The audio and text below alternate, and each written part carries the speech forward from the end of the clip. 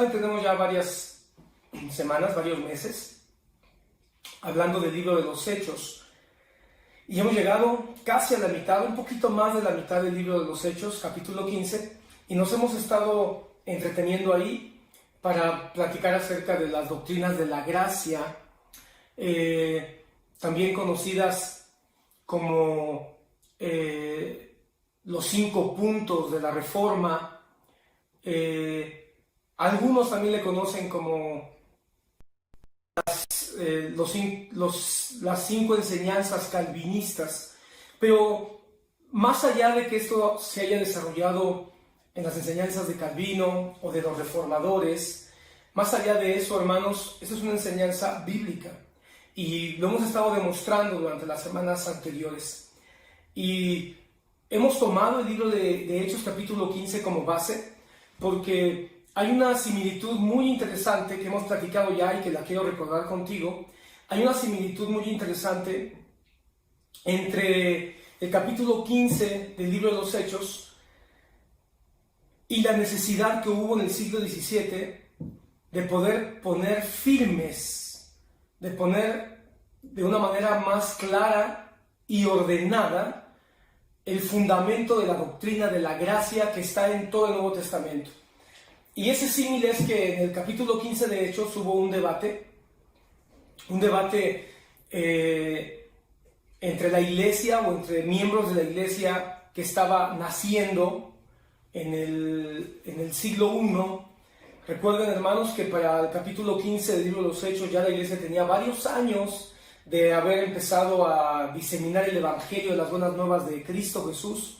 Se había cumplido de alguna manera ya la palabra que Cristo había declarado de me seréis testigos en Jerusalén, en Judea, en Samaria y hasta lo último de la tierra. El evangelio ya estaba llegando a diferentes regiones de Europa y obviamente mucha gente se estaba adhiriendo a la fe de Cristo Jesús. Y cuando llega el debate del capítulo 15, ese primer concilio que hubo entre los ancianos, los pastores, los apóstoles, la iglesia misma, fue a causa de que hubo 2 grupos que empezaron a confrontarse. Uno de ellos era el grupo de los judíos que se estaban convirtiendo al evangelio, pero que ellos insistían en que tenía que continuar el cumplimiento de la ley, de algunas normas, de algunas tradiciones judías, entre ellas la circuncisión y el cumplimiento de las fiestas, mientras que por otro lado había un grupo de ministros representado por Pedro, por Bernabé, por Pablo, donde ellos insistían en que no, que Cristo había venido para quitarnos del peso de la ley y que la vida nueva y el caminar como cristianos no dependía ya de la ley, sino de la gracia. Ese es el versículo que hemos tomado cuando el apóstol Pedro dice, porque la misma gracia que nos ha llegado a nosotros, les ha llegado también a ellos, la misma gracia. Y con ese fundamento de la gracia es que Pedro, Pablo, Juan, algunos otros, el mismo Santiago, son quienes llegan a la conclusión de que si esta misma gracia nos ha salvado, entonces no se tiene que agregarle nada a esta gracia, porque si se le agrega a la gracia algo, la gracia deja de ser gracia, porque la gracia es un regalo, porque la gracia es una dádiva buena, perfecta de Dios. Así que después de leer al profeta Joel y darle un respaldo con el Antiguo Testamento al hecho de que el Espíritu Santo se va a derramar y que el tabernáculo de David va a ser restaurado, y que si algo caracterizaba al tabernáculo de David era la gracia. Por eso cuando Santiago hace mención del tabernáculo de David que está caído en el capítulo 15 de Hechos y que se tienen que restaurar sus ruinas, no se está refiriendo a la alabanza o a la música como algunos han querido interpretar. Se está refiriendo a la gracia. En el tabernáculo de David hubo gracia de Dios. Recuerden, David entró a ministrar con efod de lino fino y él no era levita. ¿Por qué no murió? Porque había gracia, había un regalo, una dádiva especial. En otra ocasión, David come de los panes de la preposición que era solo para los sacerdotes levitas y no muere. ¿Por qué? Porque la gracia estaba sobre de David. Y David de alguna manera experimentó una esfera de gracia, un regalo de Dios sobre su vida. Por eso Santiago dice, se ha de volver a levantar el tabernáculo de David, que está caído. Porque el tabernáculo de David es una figura perfecta de Cristo. Es una figura perfecta de la dádiva buena, agradable y perfecta de Dios dada al hombre. David, había muchas razones por las que David no debía haber sido llamado como rey, ni como profeta, ni como sacerdote. Sin embargo, David, de la tribu de Judá, una tribu violenta.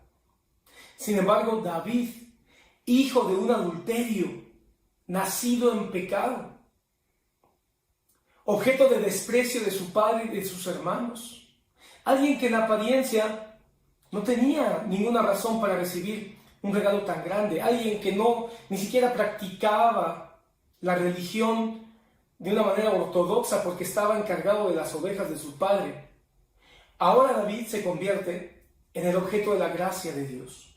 Dios ve el corazón de David y decide amar a David y decide llamar a David y decide hacerlo rey. Es interesante porque las doctrinas de la gracia, si tú las recuerdas, se miran en la misma vida de David desde el principio. Llega el profeta Samuel, enviado por Dios para ungir al nuevo rey, porque Saúl ha sido ya desechado. Y el padre de David, Elí, llama a todos sus hijos. Y cuando van siendo pasados uno por uno, Dios le habla a Samuel y le dice, no es este, no es este, no es este, tampoco es este. Hasta que le dice, ¿no tienes otro hijo?, le dice el profeta.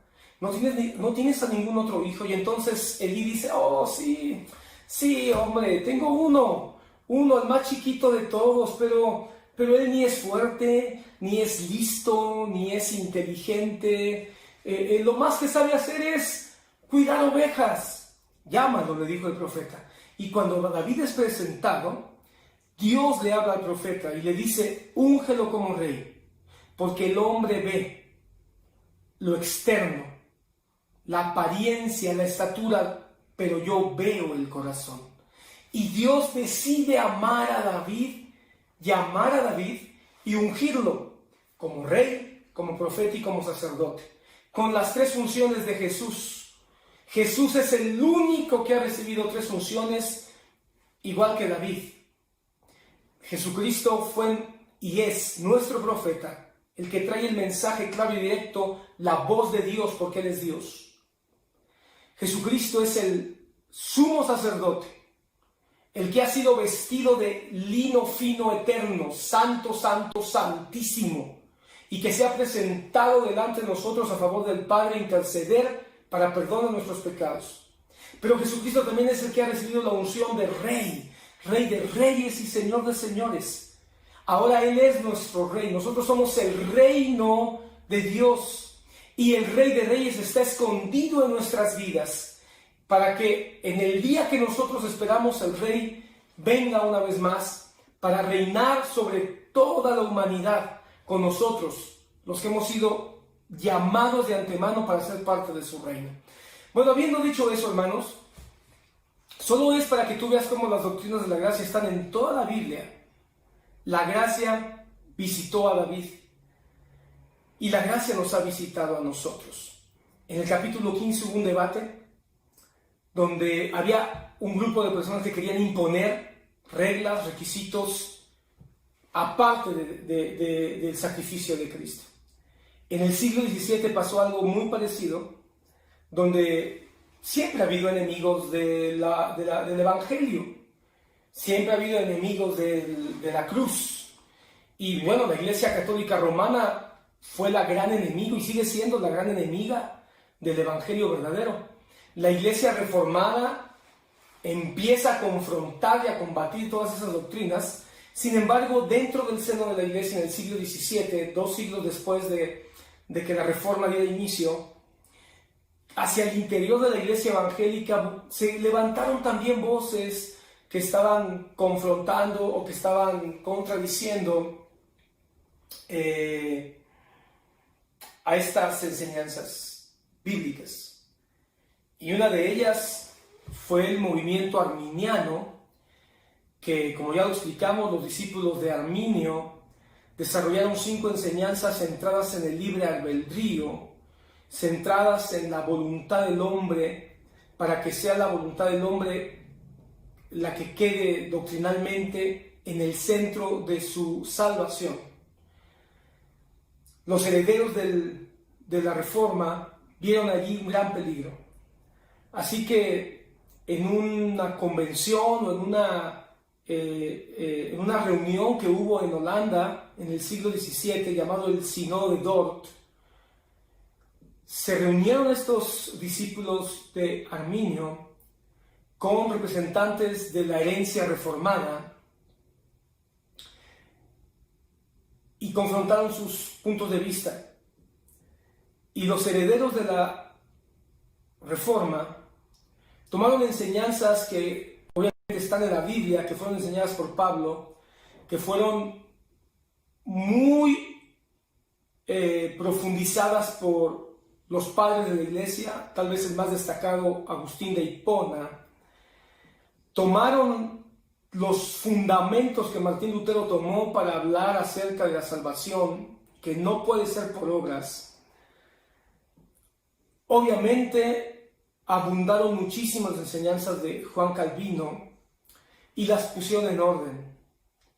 Y al poner en orden esto surgieron lo que hoy es conocido como las doctrinas de la gracia, una de las más grandes herencias que la iglesia reformada le ha dejado a la iglesia de todos los siglos, y que tristemente, escucha bien esto, amado hermano, y que tristemente ha sido ignorado en la iglesia latinoamericana por muchas décadas.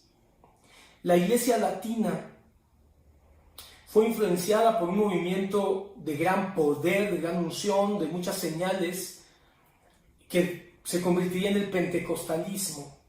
Y era necesario, allá a principios del siglo XX, en los 1900, era necesario un movimiento así de explosivo. Sin embargo, dejaron de ver toda la demás herencia evangélica que doctrinalmente le ha dado un sustento y una fuerza a la iglesia para poder contraatacar o contradecir aquellas enseñanzas que ponen al hombre en el centro y no a Dios. Ahora hay un movimiento reformado, hay un movimiento donde las grandes enseñanzas de la Reforma están penetrando a la iglesia latinoamericana. Y obviamente esas grandes enseñanzas bíblicas están golpeando muchas enseñanzas que estaban fundadas en las emociones, que estaban fundadas en las imaginaciones, en las especulaciones y en interpretaciones totalmente antibíblicas. Una de esas cosas es el pensamiento de, por un lado, poner las obras en el centro de la salvación, y por otro lado, la supergracia, que también es importante hablar de esto, porque si bien las doctrinas de la gracia son doctrinas fundamentales bíblicamente, también hubo un tiempo en el movimiento pentecostés, precisamente, donde se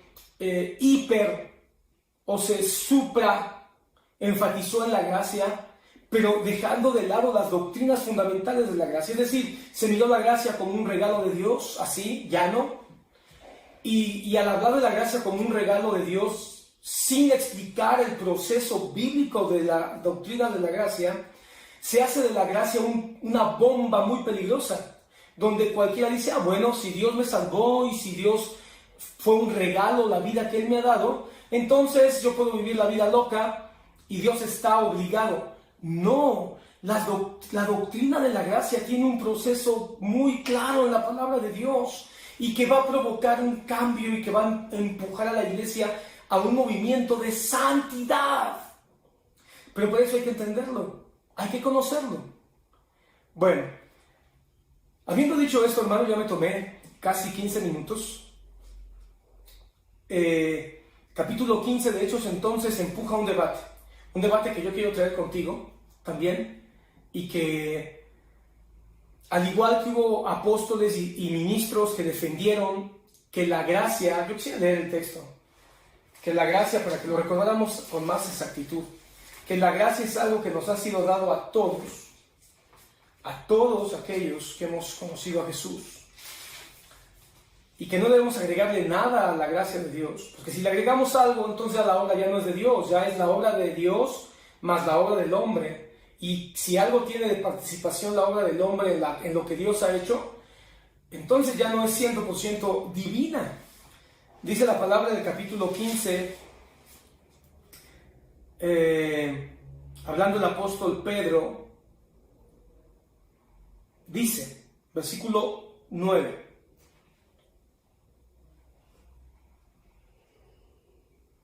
y ninguna diferencia hizo entre nosotros y ellos, purificando por la fe sus corazones. Ahora pues, ¿por qué tentáis a Dios poniendo sobre la cerviz de los discípulos un yugo que ni nuestros padres ni nosotros hemos podido llevar? Fíjate lo que está diciendo. Si Dios no hizo diferencia entre los gentiles y nosotros, no hizo diferencia, no hizo acepción de persona, Él quiso escoger a quien Él quiso escoger, ¿por qué ahora tentáis a Dios poniendo cargas, poniendo requisitos, poniendo leyes humanas que ni nuestros padres ni nosotros? Esa es la realidad. No hay quien pueda por la ley ser salvo. No hemos podido llevar esas cargas. Versículo 11. Antes, este es el versículo importante, antes, creemos que por la gracia del Señor Jesús seremos salvos, de igual modo que ellos. Por la gracia del Señor Jesús seremos salvos, de igual modo que ellos. Pon atención, amado amigo. Este versículo es contundente. Por la gracia del Señor Jesús seremos salvos. Si es por la gracia del Señor Jesús, entonces ya no caben las obras, no cabe la ley, no caben los intentos de agradar a Dios. Y alguien seguramente estará diciendo, entonces lo que está diciendo es que ya las obras no tienen nada que ver. No, las obras tienen su lugar, pero no antes de la salvación. Las obras toman lugar y posición y relevancia después de la salvación, como una consecuencia a la vida eterna, no como el método para alcanzar o para conservar la salvación. Entonces, la doctrina de la gracia tiene que ver con esto, con que la gracia de Dios es lo que nos salva. Bien, solo un resumen muy rápido. Recordemos, primera doctrina de la gracia: la corrupción total del hombre, perversión total del hombre. La palabra dice, no hay justo ni aun uno, no hay quien haga lo bueno, no hay quien busque a Dios. Aún a todos se desviaron, prefirieron las tinieblas en vez de la luz. El ser humano por sí mismo tiene libre albedrío, pero para pecar, para alejarse de Dios. El hombre es ciego, el hombre es sordo, no ve ni oye, porque estábamos sumidos en nuestros delitos y pecados. La palabra de Dios dice en el Antiguo Testamento, dice que la mano de Dios se introdujo en el estiércol para encontrarnos. Si esto es así, significa que estábamos tan sumidos en ese lodo de estiércol que no mirábamos la luz. Tuvo que ser la mano poderosa, santa, limpia y maravillosa de Dios sumergiéndose y encontrarnos en medio de esa suciedad y de esa perdición. Entonces, la primera doctrina de la gracia tiene que ver con la depravación total del hombre. Si el hombre está depravado completamente, totalmente, no poquito, no más o menos, sino totalmente, entonces no puede llegar a Dios por sí mismo, como dicen los arminianos y algunas otras doctrinas influenciadas, a veces sin darse cuenta de esta enseñanza. El hombre entonces no puede venir a Dios por sí mismo. El hombre no puede decidir venir a Dios. El hombre no puede tomar la decisión voluntaria porque estaba ciego. Entonces, si no puede tomar la decisión, ¿quién tiene que tomarla? Alguien más grande, más fuerte y más poderoso, y ese es Dios. Por eso la segunda doctrina de la gracia es elección incondicional. Dios fue el que nos eligió. La elección incondicional, sin ninguna razón. No habíamos hecho nosotros nada bueno ni malo. Porque si nosotros decimos, Dios me eligió a mí porque yo hice algo, entonces ya la elección no fue soberana ni libre, sino condicionada. Es decir, condicionada por nosotros. Es que Dios me eligió porque soy bueno, porque soy listo, porque soy inteligente, porque algo bueno debía haber hecho en la preexistencia. No. Si fuera así, entonces tendríamos que aceptar que el hombre se salva a sí mismo y Dios está obligado a salvar a causa de la bondad del hombre. Pero la palabra dice que no hay justo ni aun uno. La palabra dice que no hay quien haga lo bueno. No hay ni siquiera uno, dice la palabra. Entonces la elección incondicional quiere decir que la elección queda totalmente bajo la soberanía de Dios. Como dice la palabra en Efesios, según el puro aprecio de su voluntad. Entonces fue la pura voluntad de Dios quien decidió, como dice Romanos, a Jacob amó y a Esaú aborreció, cuando todavía no habían hecho nada bueno ni malo. Entonces la elección incondicional es mientras todos van corriendo a la perdición, Dios decide. ¿Bajo qué criterio? Criterio soberano, criterio de su santidad, criterio de su divinidad. Y Él escoge en la preexistencia, en una predestinación. Fuimos nosotros escogidos, predestinados para esta salvación. Ahora, de entre todos los que estaban perdiéndose, Dios escoge a unos. Dios decide salvar a unos en la preexistencia. Pero esa escogencia de Dios tiene que tener cumplimiento en la tierra. Y es entonces cuando viene esta decisión en la tierra de Jesús enviar a Jesús a morir. Pero cuando Jesús viene a morir por los que Él escogió. Estamos entonces perversión total o corrupción total. Estamos entonces ante la gracia. En un segundo, hermanos, quiero estar como claro en esto. La gracia que nos escoge de manera incondicional, la elección incondicional. Entonces, estamos ante la perversión o corrupción total, la elección incondicional, que es la predestinación de Dios, y entonces nos encontramos ante un Cristo que viene a morir por los que Él escogió en la preexistencia, y entonces se cumple la expiación limitada. Expiación limitada. ¿Limitada a quién? A los que Él escogió.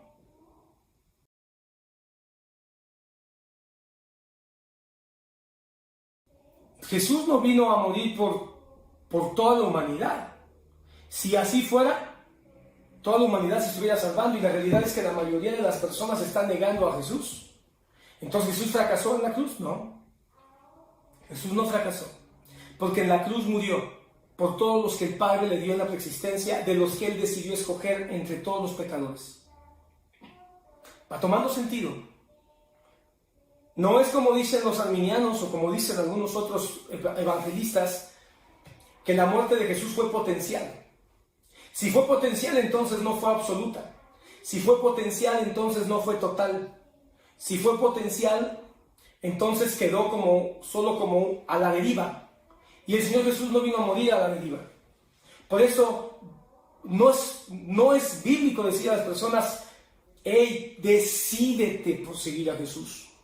La gente no puede decidir por Jesús a menos que haya sido escogido en la preexistencia. El que decide seguir a Jesús es porque fue escogido en la preexistencia. Porque Dios decidió en la preexistencia entre todos los pecadores y hombres perversos escoger a algunos. Y por eso Jesús vino a morir. Entonces la muerte de Jesús fue todo un éxito. Porque se cumple lo que Él mismo dijo. De los que tú me diste, diciéndole al Padre, ninguno se perdió. De los que tú me diste, que pusiste en mi mano, ninguno se perdió. Expiación limitada, muerte salvadora por los que el Señor escogió, y que al morir Jesús se paga el precio de la ira del Señor, se paga el precio de la ira del Padre, y se da el pago de rescate por aquellos que Él decidió salvar. Pero esa expiación limitada tiene que tener un efecto, un momento donde se activa. Y esa activación se llama gracia irresistible. Es decir, es la gracia que no podemos nosotros resistir. Es la gracia donde nosotros, los que hemos sido escogidos en la preexistencia de entre todos los pecadores, y que en la preexistencia fuimos elegidos, y que a causa de esa elección Jesucristo vino a expiar nuestros pecados, se tiene que activar. Y esa es la gracia irresistible. Nadie puede resistir a Dios. Sí, es verdad, muchos estamos resistiéndonos a causa de nuestra naturaleza perversa, pecadora. Hay una resistencia natural. Pero aquellos que Dios eligió, esa resistencia va a ser destruida, va a ser anulada.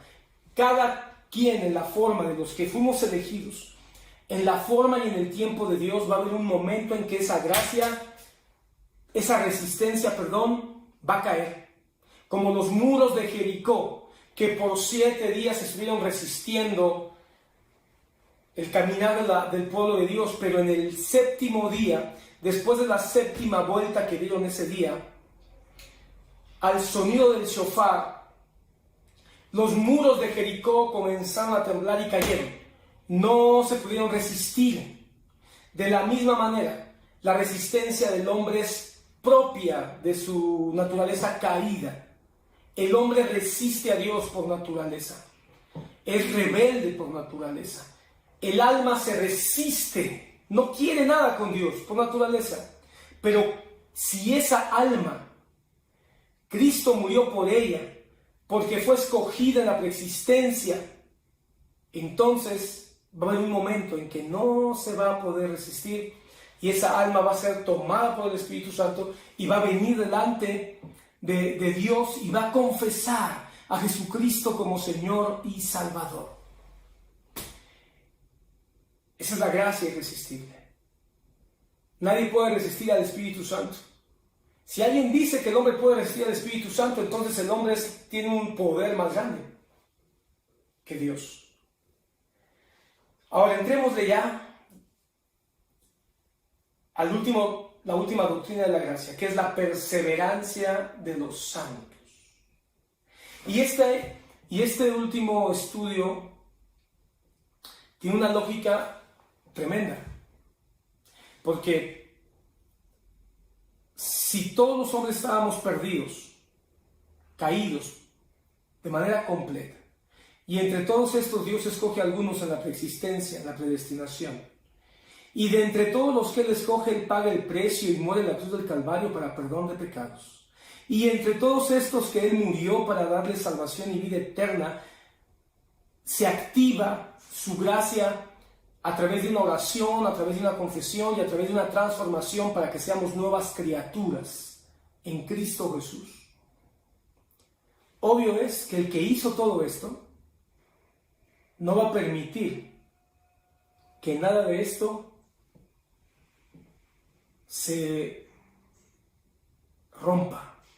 Es decir, Dios se va a encargar que aquellos que estábamos muertos en delitos y pecados, pero que fuimos escogidos por su soberanía y su amor, y que Cristo vino a morir por ellos en la cruz del Calvario, y que por el Espíritu Santo ahora estamos reconociéndolo como Señor y Salvador, Dios se va a encargar que perseveremos hasta el fin de los tiempos, porque desde el principio Él nos escogió.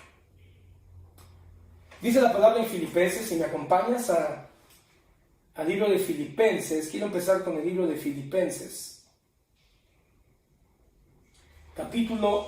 Filipenses capítulo 1, es un versículo bien conocido, hermano, y que toma mucho sentido ahora, hablando de la perseverancia de los santos.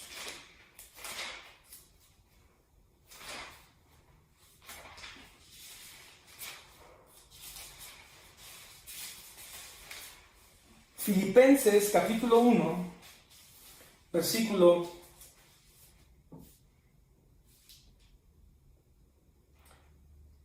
6.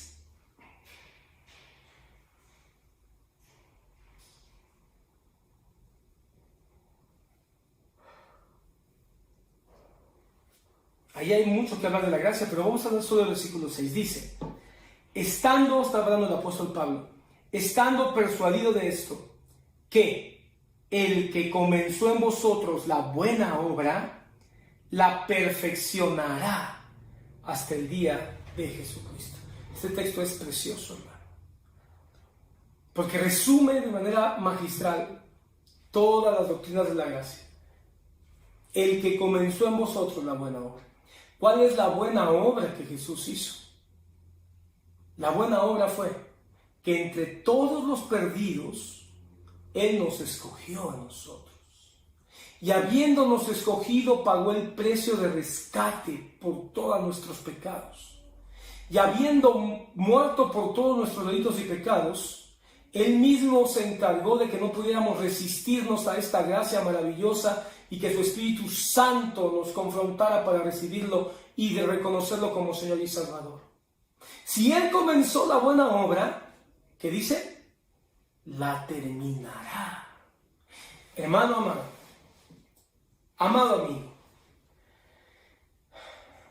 si no hubo poder que pudiera resistirse dentro de nosotros para que nosotros confesáramos a Jesús, habrá poder dentro de nosotros que pueda resistirle a la obra que el Señor quiere hacer hasta que lleguemos a la vida eterna. ¿Qué es lo que estoy diciendo? Que el que genuinamente fue rescatado en la preexistencia, que genuinamente fue escogido en su soberanía maravillosa de su amor, y que aquí en la tierra vino a reconocer el sacrificio de la expiación de Cristo en la cruz, ¿habrá poder humano o diabólico que pueda frenar esa obra? Por supuesto que no. Porque entonces estaríamos diciendo que Dios tiene límites o que Dios no es todopoderoso. Porque ¿qué será más difícil? Romper las barreras de nuestro corazón perverso y malvado para que nosotros lleguemos al reconocimiento de Jesús como Señor y Salvador, o mantenernos, preservarnos en el caminar hasta el día en que muramos y esperemos la resurrección de los muertos, o hasta el día en que Cristo venga en su venida maravillosa y nos lleve con Él a su reino. ¿Cuál es la relevancia de la doctrina de la perseverancia de los santos? ¿Por qué fue que los reformadores, los puritanos dieron tanto énfasis? Porque surgió el pensamiento arminiano y que hoy está muy en boga en muchas iglesias evangélicas, de que el cristiano se puede perder cualquier día, de que los cristianos tenemos que estar haciendo todo el tiempo cosas para no perder nuestra salvación. Hermano, yo escuché, porque yo tristemente estuve metido en un lugar por algunos años, donde se decía que había que servir, había que hacer un servicio al interior de la iglesia para no perder la salvación. Incluso se dijo que los diezmos y las ofrendas nos representaban delante de Dios para no perder la salvación. Y entonces la gente estaba cuidándose todo el tiempo de no perder su salvación haciendo cosas. Y entonces se pone la salvación en el hombre y ya no en Dios.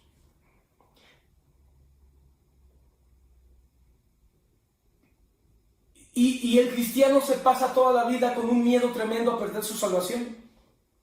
Y todos los días tenemos miedo de perder nuestra salvación. Y nos juzgamos, nos acusamos y nos condenamos. Ya sea a nosotros mismos o condenamos a nuestro hermano. Y entonces decimos, ¿acaso piensas tú que eres salvo con ese tipo de debilidades que todavía tienes? Ese tipo de problemas de carácter que todavía tienes. Hay que entenderlo bien. Tal vez no me dé tiempo de explicarlo todo hoy. Mucho me temo que no. Pero déjame hoy hablarte de la doctrina de la perseverancia de los santos como una de las doctrinas de la gracia. Y la próxima semana, si Dios nos lo permite, tal vez tendremos que hablar de por qué las doctrinas de la gracia nos dan seguridad de salvación. Y por qué es una doctrina totalmente bíblica. Pero viendo que el tiempo está avanzando, permíteme con este capítulo que nos dice que el que comenzó la buena obra es el mismo que la terminará. Creamos de la Biblia, hermano. El que comenzó la buena obra, ¿quién la comenzó? Cristo Jesús. ¿Y cuándo la comenzó? Ya nos dimos cuenta que la comenzó en la preexistencia. El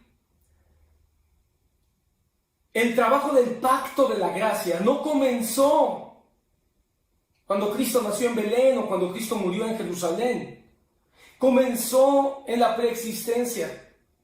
Juan capítulo 1, en el principio era el verbo y el verbo estaba con Dios y el verbo era Dios. Y en él estaba la vida de los hombres. Ya desde la preexistencia, la vida de los hombres siempre ha estado en Cristo Jesús.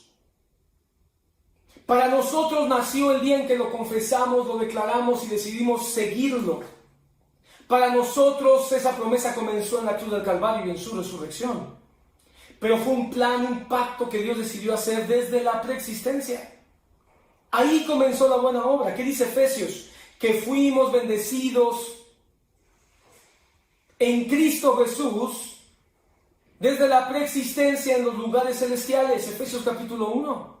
Entonces, allá comenzó. El que comenzó la buena obra en la preexistencia, en la predestinación. Y que comenzó la buena obra escogiéndonos.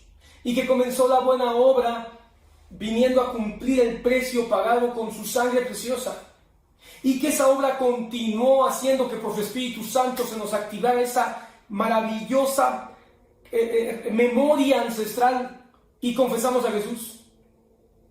El que hizo todo eso la terminará. Porque la gracia es un regalo. Hermano, es que entendamos, no podemos decir que la gracia de Dios fue solamente que Cristo vino a morir. Porque la gracia de Dios es completa, es integral. Es decir, es un regalo que Dios te haya escogido entre tantos, es un regalo que te haya llamado en la preexistencia, es un regalo que haya venido a morir por ti en la cruz, es un regalo que el Espíritu Santo te haya dado claridad para decir, sí Señor, tú eres Dios, y que ahí termine el regalo. No, el regalo continúa, porque es gracia, todo el tiempo es gracia. El regalo entonces continúa. ¿Hasta cuándo? Aquí lo dice. Hasta el día de Jesucristo. Hasta el día en que veamos a Cristo cara a cara. Hasta ahí llegará todo este gran regalo maravilloso en el que Dios participa a favor de nosotros. Cuando nosotros leemos algunas confesiones históricas de la Reforma, hay una que vamos a pasar ahí en la proyección, que quiero que leamos porque resume de manera muy concreta la perseverancia de los santos. La perseverancia de los santos nos referimos a aquellos a quienes Dios ha aceptado en el amado. A quienes Dios ha aceptado en el amado, en Cristo Jesús. Y ha llamado eficazmente, es decir, la gracia es eficaz en ellos, y santificados por su Espíritu, y a quienes ha dado la preciosa fe de sus elegidos. No pueden caer, ni total ni definitivamente del estado de la gracia, sino que ciertamente perseverarán en Él, en Cristo Jesús, hasta el fin, y serán salvos por toda la eternidad, puesto que los dones y el llamamiento de Dios son irrevocables. Romanos 11:29 dice eso, que los dones y el llamamiento de Dios son irrevocables. Eso quiere decir que cuando Dios llama a uno para ser salvo, se va a encargar de que esa persona que llamó para ser salvo reconozca a Cristo Jesús como su Señor y Salvador, y entonces lo va a preservar, porque de otra manera, si no fuera así, entonces su don celestial es irrevocable. Su llamamiento, el llamamiento que nos ha dado es irrevocable, y la palabra dice que sus dones, y el don más grande que nos ha dado es el de la vida eterna, y su llamamiento comenzó en la preexistencia, dice que no pueden ser irrevocables. ¿Qué te estoy diciendo? En pocas palabras, que el que es salvo comenzó a ser salvo en la preexistencia. Vendrá a la tierra y aquí no podrá resistirse a la gracia de Dios y confesará su salvación y que va a ser preservado salvo hasta el final. Oh sí, el que es salvo por Dios es salvo para siempre. No hay poder que pueda arrebatar de su mano a quien Dios decidió salvar. Porque si decimos que hay algo, entonces hay algo más poderoso que la mano de Dios. Y eso es negar al Dios soberano, al Dios todopoderoso. El Dios de la Biblia no sería real. Pero nosotros creemos que el que es salvo para siempre. Y aquí viene el debate. Entonces puedo pecar, entonces puedo ofender, puedo adulterar, puedo emborracharme, hacer lo que quiera, al fin que seré salvo para siempre. No han entendido. Los que hablan así, hablan de una hipergracia, pero no entienden la totalidad de la gracia. Déjame leerte algunos textos y voy a aclararte ese punto. Vamos al gran texto de la gracia que hemos estado leyendo, Romanos 8:29. Romanos 8:29.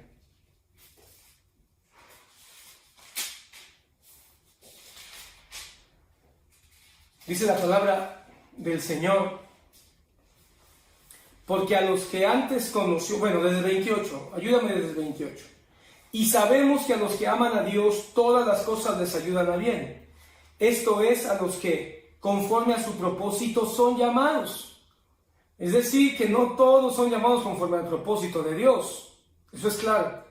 Porque a los que antes conoció, también los predestinó. Recuerda, cuando estamos hablando de conocer, estamos hablando de intimidad, de amor, de cercanía. A los que antes conoció, a los que antes amó, a los que antes tuvo intimidad con ellos, también los predestinó, preexistencia, eternidad pasada, para que fuesen hechos conformes a la imagen de Dios. Mira, para que fuesen hechos conforme a la imagen de Dios.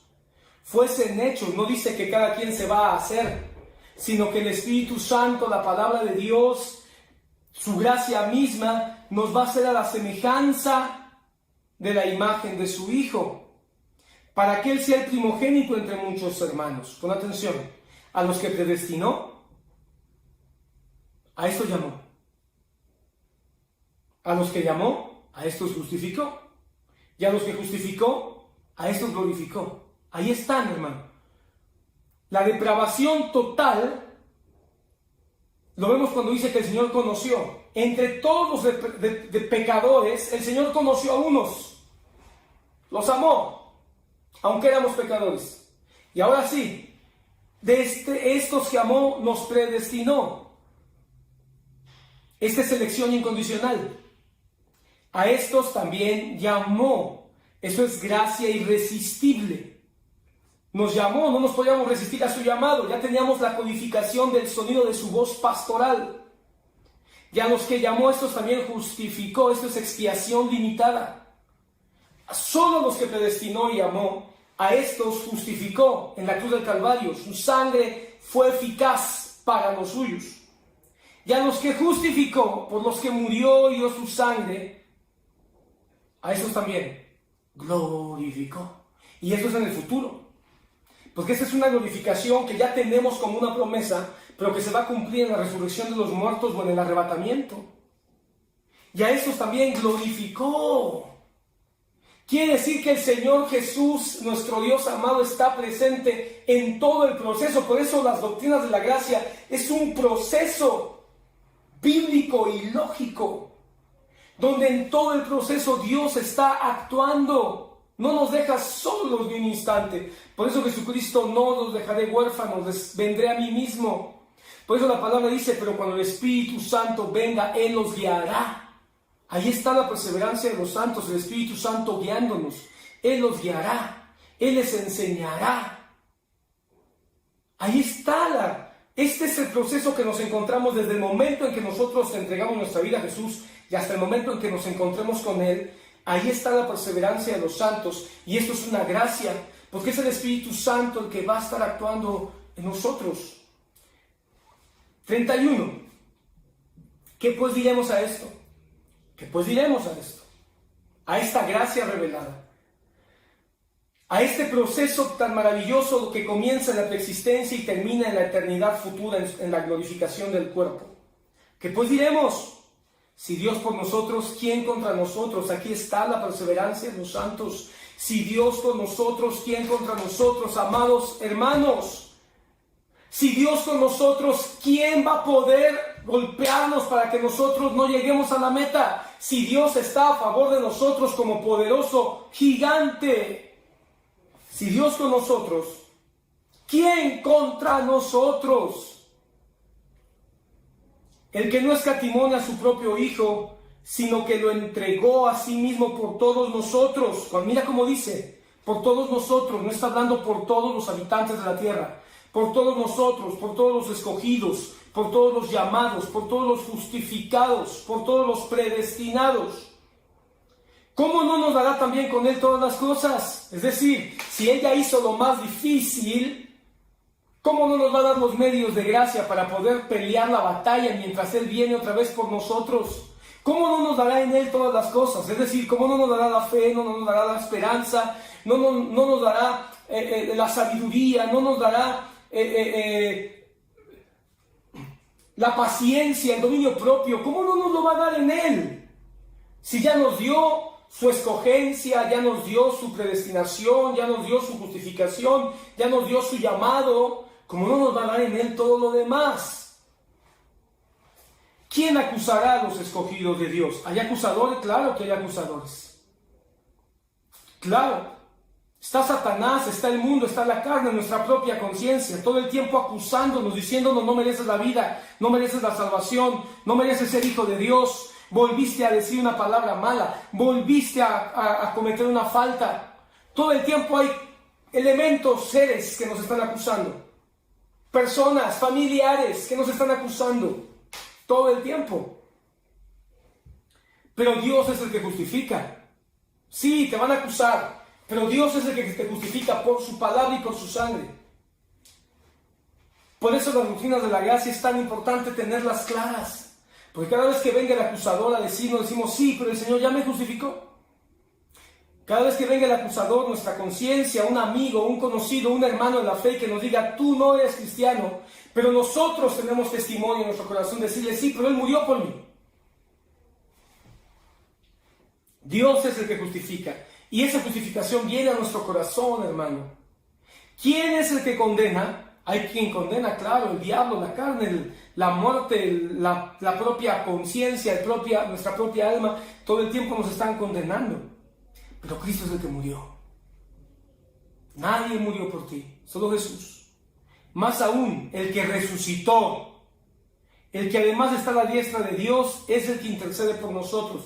A eso vino Jesús, a interceder. Por eso podemos venir ahora y decirle: perdóname, Señor. Por eso podemos venir y decirle: ayúdame.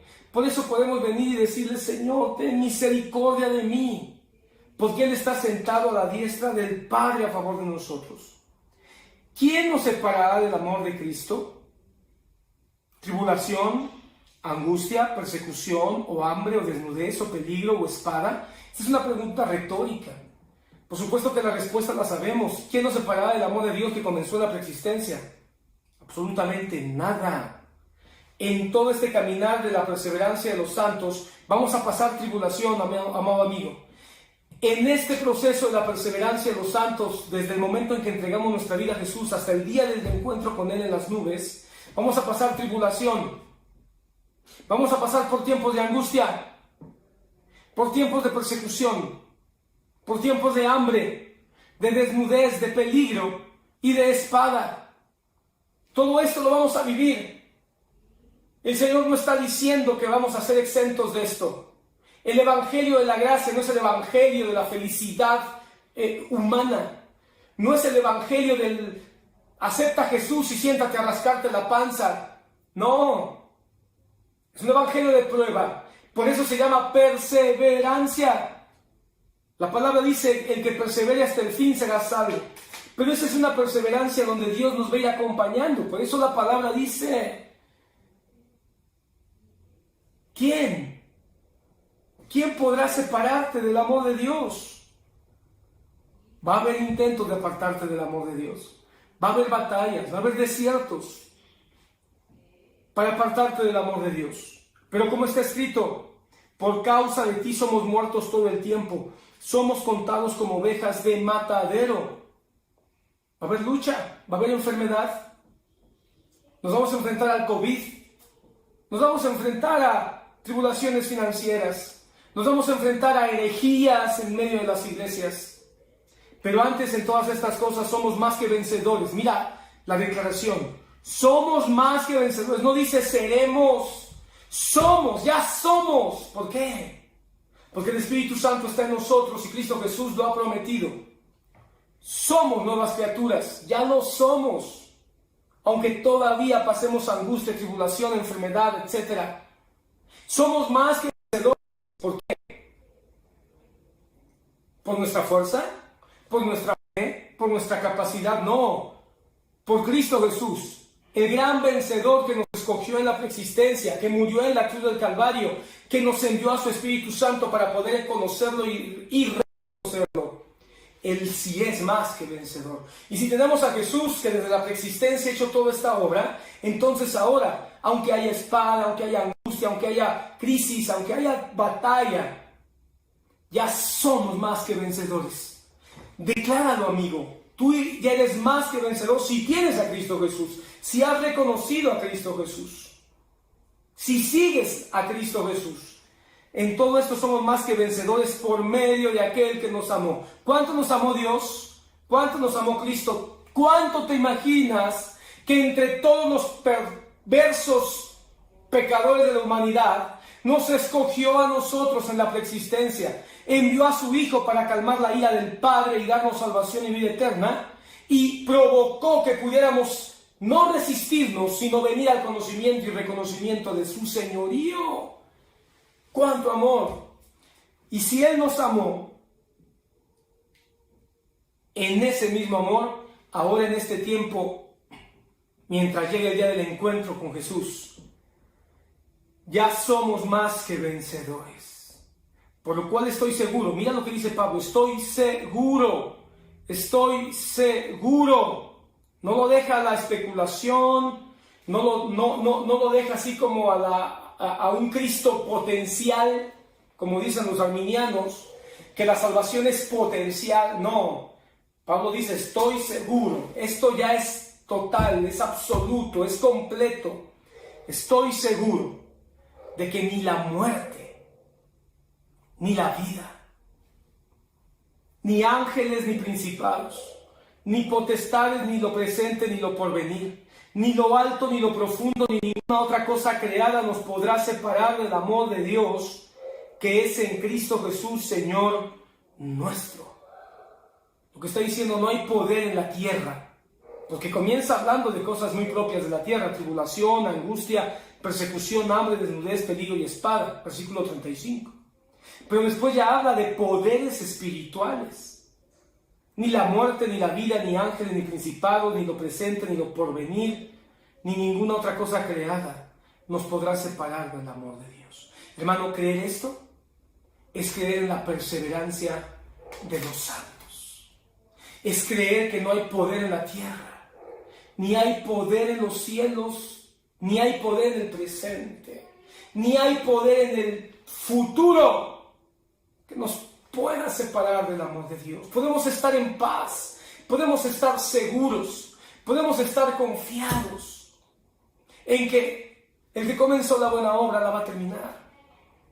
Porque decir que si hay algún poder que nos pueda separar del amor de Dios, como los arminianos dicen, como los muchos movimientos pentecostales también dicen, eso es hacer la obra de Dios imperfecta. Y la obra de Dios fue perfecta, completa, absoluta, poderosa. Otra vez, tenemos que entender las doctrinas de la gracia y la doctrina de la perseverancia de los santos. Es poner la doctrina de Cristo en su perfecta armonía, en su perfecto carácter de el más poderoso en la preexistencia me escogió. Es el mismo poderoso, gran poderoso que me va a preservar hasta el final. Porque ¿qué sería más difícil? Habernos escogido entre todos los pecadores y perversos del mundo en una preexistencia, o preservarnos y guardarnos para que no nos perdamos. Sí, la pregunta está ahí en tu mente. Entonces puedo hacer lo que quiera, entonces puedo pecar. Claro que no. Porque el que ha entendido esto tiene un impacto en su corazón real. El cristianismo se convierte en algo mucho más que aceptar a Jesús un día. Se convierte en algo que me lleva a querer hablar como Jesús, pensar como Jesús, vivir como Jesús, conocer un poco más a Jesús.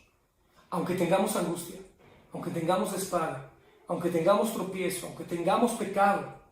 Porque eso no significa que somos perfectos. Tenemos luchas, batallas, subes, bajas, caídas. ¿Por qué crees que la Biblia dice 7 veces cae el justo y 7 veces será levantado? No dice que 7 veces Dios lo tira, 7 veces cae. Uno cae por sus pecados, por sus debilidades, por sus fragilidades humanas. ¿Pero quién lo levanta? No dice que el hombre se levanta. 7 veces cae el justo y 7 veces Jehová lo levanta. Eso es perseverancia de los santos. Yo me caigo porque soy débil, yo me caigo porque tengo dudas, yo me caigo porque tengo pecado. Yo tropiezo y me da miedo. Pero la mano de Jehová, que es el que preserva a los suyos, es el que me levanta y me dice, sigue adelante. Es el que me levanta y me dice, pide perdón, recibe perdón y continúa. Es el que me levanta y me dice, no tengas miedo, avanza. Yo me tropiezo, pero su mano de gracia es la que me levanta. Entonces, vamos terminando, hermano. Si el hombre no puede salvarse a sí mismo, entonces Dios debe salvarle. Si no todos los hombres son salvos, entonces Dios no ha salvado a todos. Si Cristo ha hecho la satisfacción por los pecados de los que Él escogió, entonces esta expiación es solo por los pecados de aquellos que son salvados. Y si Dios propuso revelar esta salvación en Cristo Jesús en los corazones de todos aquellos a quienes Él escogió salvar, entonces Dios proveerá los medios necesarios y eficaces para que así suceda y no falle. Por lo tanto, si habiendo decretado Dios salvar, Él decretó salvar a los que Él quiso, habiendo muerto para salvar a los que Él llamó, porque jamás iban a poder salvar por sus propios medios.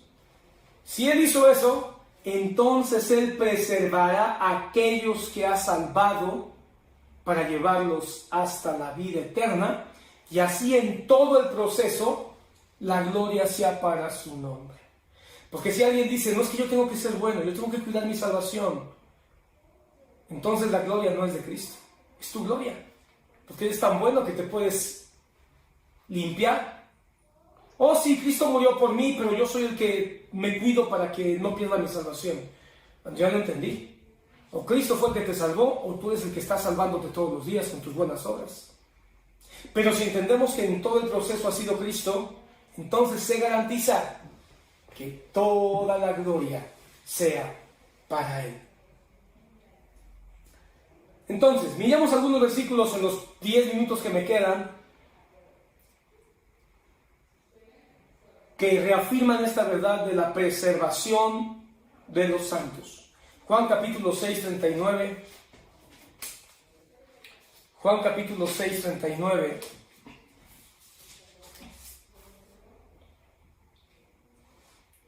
Dice Juan 6, 39.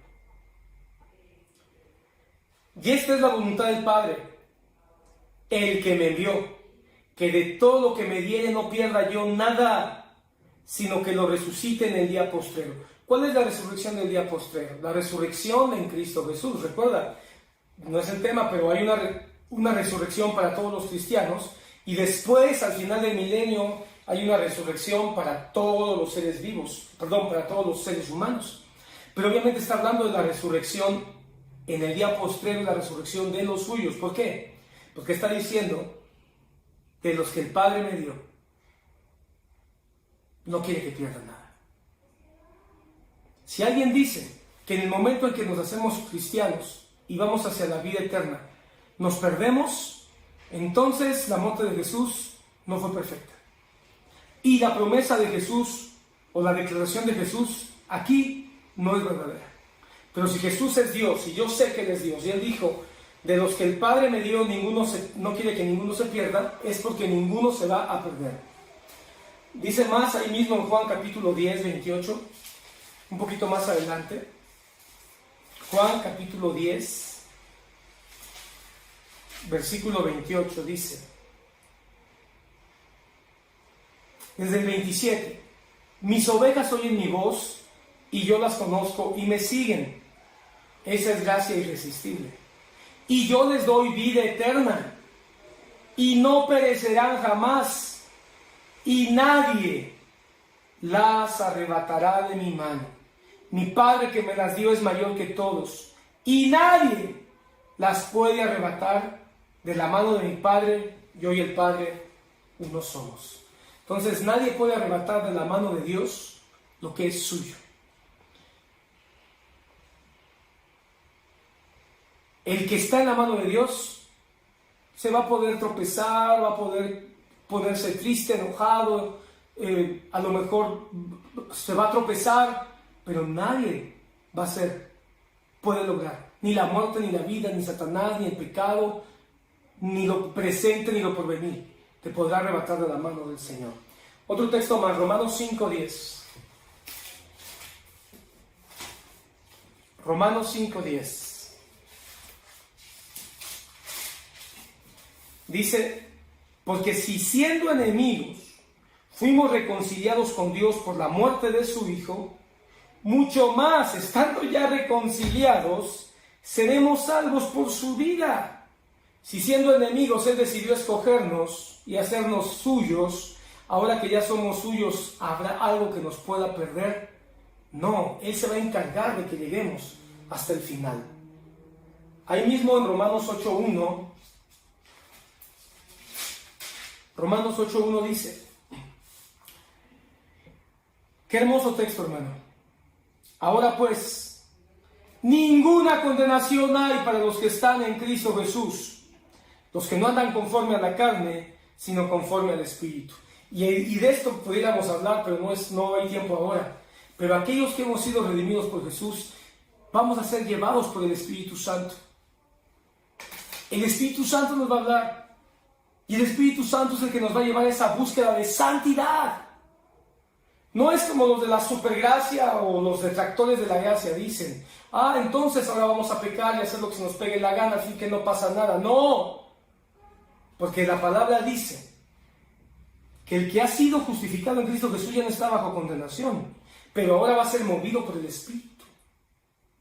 Pero como todavía estamos en carne, todavía vamos a ser débiles, pero finalmente guiados por el Espíritu.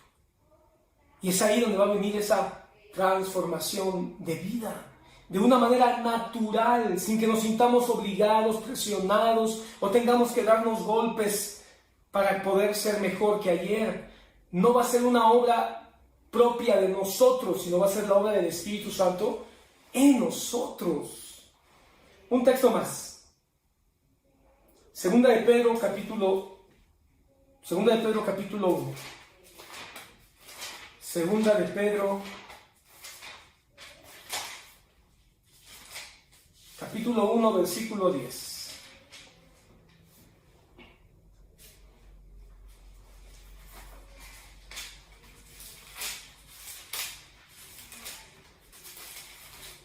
Dice,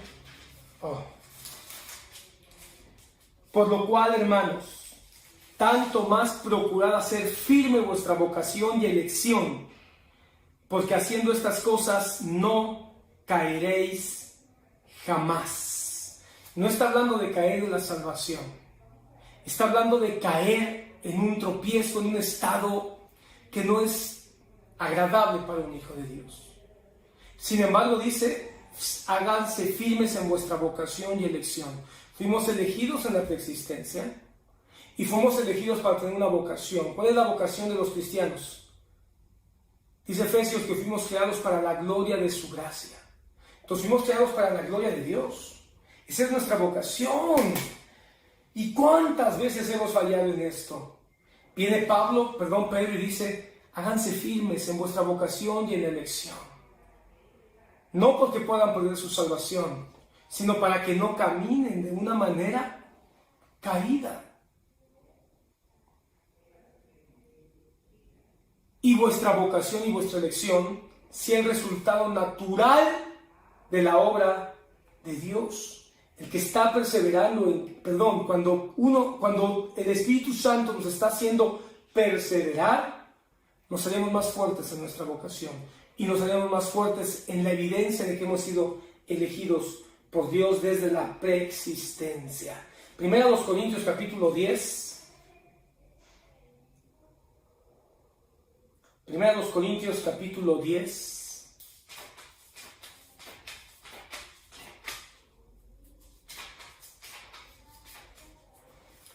Dice la palabra,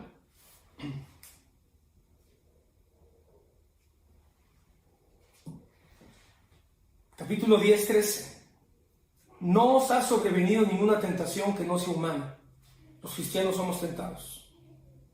Y podemos decir que no. Somos tentados todos los días, dice el apóstol Pablo. Pero fiel es Dios, que no os dejará ser tentados más de lo que podéis resistir, sino que dará juntamente con la tentación la salida para que podáis soportar. Entonces los escogidos en la preexistencia, los que hemos sido redimidos por la sangre de Jesús al haberle reconocido aquí en la tierra, vamos a ser preservados por el Señor. Vamos a ser tentados, vamos a ser debilitados, vamos a ser golpeados, pero el Espíritu Santo y su palabra bendita nos van a preservar, y el Señor es fiel y no nos va a dar ninguna tentación más allá de lo que podamos soportar. Y así con la prueba, Él nos dará la salida, porque Él participa, su gracia participa en todo el proceso de la vida cristiana. Por eso se llama gracia, porque no podemos decir que solo es gracia cuando Cristo muere y nos deja a nuestra suerte. Él va acompañándonos, Él está en todo el proceso. Así que el creyente, el cristiano, se fortalecerá, se hará fuerte y seguirá fortaleciéndose cada vez más en lo relacionado a la salvación y a la palabra. Pero para una cosa, para que la gloria de Dios sea dada, sea cumplida. Finalmente, hermano, Romanos 8:28, el camino de oro, nos muestra la salvación comenzó en la mente y el propósito de Dios. La salvación no comenzó en el hombre no se puede salvar. La salvación es algo que comenzó en el corazón, en la mente y en la decisión soberana de Dios. Y conforme a esa decisión, su propósito le fue dado a los que Él quiso. a los que Él decidió en su soberanía. Y por estos que Él decidió, mandó a Jesús a morir, para que una vez muriendo por los suyos, Él se revelara y no nos resistiéramos a tan grande amor y a tan grande elección. Ahora, Él mismo va a terminarlo. Va a terminar en el cumplimiento inquebrantable de ese propósito que Él comenzó con nosotros en la preexistencia. Para que se cumpla la palabra que a los que antes conoció, a esos también predestinó, a esos también llamó, a esos también justificó y a esos también glorificó. Quiero terminar con un texto que está en la primera carta a los Tesalonicenses. Quiero terminar con este texto, hermano, y la próxima semana vamos a tener un último tema de las doctrinas de la gracia a manera de conclusiones, si te parece bien. Primera a los Tesalonicenses, capítulo 5. Recuerda que el libro de los Tesalonicenses es el libro que nos habla de la segunda venida de Jesús. Es un libro escatológico en cierta medida y nos da muchos consejos que la vida cristiana tiene que tener.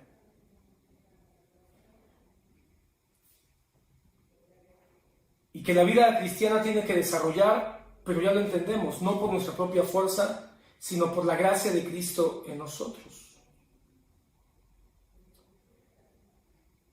Dice la palabra en el capítulo 5, versículo 23. Después de dar varios consejos interesantes, importantes de vida cristiana, dice el apóstol Pablo, y el mismo Dios de paz, Dios, mira cómo Dios actuando, os santifique por completo. Entonces, ¿de quién viene la santidad? Pablo dice que el que nos santifica es Dios. Él es el que trabaja con nosotros. Por lo tanto, el que es un verdadero cristiano va a tener santidad en su vida. El que es verdadero cristiano no se va a deleitar en adulterios, ni en borracheras, ni en pecados escandalosos. Vamos a pecar, sí, pero no nos vamos a deleitar más en el pecado. Nos vamos a levantar. Vamos a tener conciencia y vamos a pedir perdón y ayuda al Espíritu Santo. Porque es la gracia de Dios que nos está preservando. Dios es el que nos santifica. Y el mismo Dios de paz os santifique por completo. Y todo vuestro ser, espíritu, alma y cuerpo. Porque cuando dice todo vuestro ser, espíritu, alma y cuerpo sea guardado irreprensible, uno puede decir, ¿y cómo voy a hacer eso? ¿Y cómo yo me voy a guardar irreprensible si todavía tengo malos pensamientos, defectos de carácter, tropiezos? Reconozco que todavía me falta aprender mucho. ¿Cómo voy a hacer eso? Es aquí donde la gracia de la perseverancia de los santos nos ayuda. Porque nos damos cuenta que Dios de paz es el que nos santifica y el versículo 24 nos lo aclara. Fiel es el que os llama. ¿Quién te está llamando a ser irreprensible? Dios. Pero dice la segunda parte, el cual también lo hará. Fiel es el que os llama a la santidad. Fiel es el que os llama a ser irreprensible. Él es fiel, el que te está llamando a eso. Pero no temas. Él también es quien lo hará. Él no te dejará solo. Él no te abandonará. Él no te dejará a tu suerte. Él no te dejará a que veas cómo haces para cuidar la salvación y para que la salvación la tengas que estar como que si Dios te hubiera dado algo y ahora tú eres responsable. Sí, somos responsables en mucha medida, pero no estamos solos. Dios va con nosotros. Él es el que nos va a ayudar a crecer un poquito cada vez. Él es el que nos va a ayudar a aprender un poquito cada vez. Él es el que nos va a ayudar a avanzar un poquito cada día. O mucho. Participamos nosotros, claro. Nuestra voluntad, nuestra determinación, pero no. Al final, todo eso viene de Dios. Porque no tendríamos nada si no nos hubiera sido dado de arriba. Yo me gozo en este evangelio de la gracia porque es un evangelio que le da 100% la gloria al único que la merece. Dios te llama a que tú seas santo, sí. Dios te llama a que seas guardado en tu espíritu, alma y cuerpo, sí. Lee tu Biblia, ora, ayuna. Pero al final, el que comenzó la buena obra es el mismo que la terminará. Fiel es el que te llama. Fiel también es, porque Él lo va a hacer en ti. Así que no temas. Si tú fuiste llamado, Él te va a ayudar a que des fruto y sea evidente una cosa, que no nada más aceptaste a Jesús como tu Señor y Salvador, sino que realmente eres cristiano. Que Dios te bendiga.